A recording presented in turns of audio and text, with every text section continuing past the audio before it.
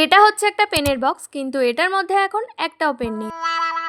তাই এই বক্সটা দিয়ে আজকে আমি বানাবো একটা অর্গানাইজার। ফার্স্টেই এই ওপরের অংশটা তুলে নেব। এটাকেও কিন্তু ফেলবো না, রেখে দেবো, অন্য কোনো ডিআইওয়াইতে কাজে লেগে যাবে। এই পার্টটায় যে গ্লুটা ছিল এটা আমি কিছুতেই রিমুভ করতে পারছিলাম না, তাই ভাবলাম এটার ওপরেই কালার করব। একটা বাটিতে একটু পাউডার আর ব্ল্যাক অ্যাক্রিলিক কালার মিক্স করে পুরোটা কালার করে নিয়েছি। তারপরে একটু গোল্ডেন কালারকে এইভাবে তুলির সাহায্যে স্প্রেড করে নিয়েছি।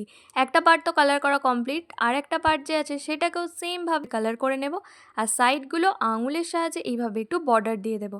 তো দুটো পার্ট কমপ্লিট হয়ে গেছে কালার করা। এবার সারা গরমে যে কুলফি খেয়েছিলাম সেই স্টিকগুলো তো জমিয়ে রেখেছি, এগুলোকেই স্ট্যান্ড হিসাবে কাজে লাগাবো। এই বক্সটায় না আগে থেকেই গোল করে মার্ক করা ছিল, তো এই মার্কগুলোর ওপর গ্লু দিয়ে একটা একটা করে স্টিকগুলো চার সাইডে বসিয়ে দিয়েছি। তার ওপর ওপরের পার্টটাও গ্লু দিয়ে বসিয়ে দিয়েছি। তো আমাদের ডিআইওয়াই অর্গানাইজার রেডি। এই অর্গানাইজারটার নিচের অংশে আমি রেখেছি আমার কিছু নেল পলিশ, লিপস্টিক, আর ওপরের অংশে রেখেছি ইয়াররিংস। তবে স্কিন কেয়ার, মেকআপ প্রোডাক্টও কিন্তু সুন্দর করে অর্গানাইজ করে রাখা যাবে।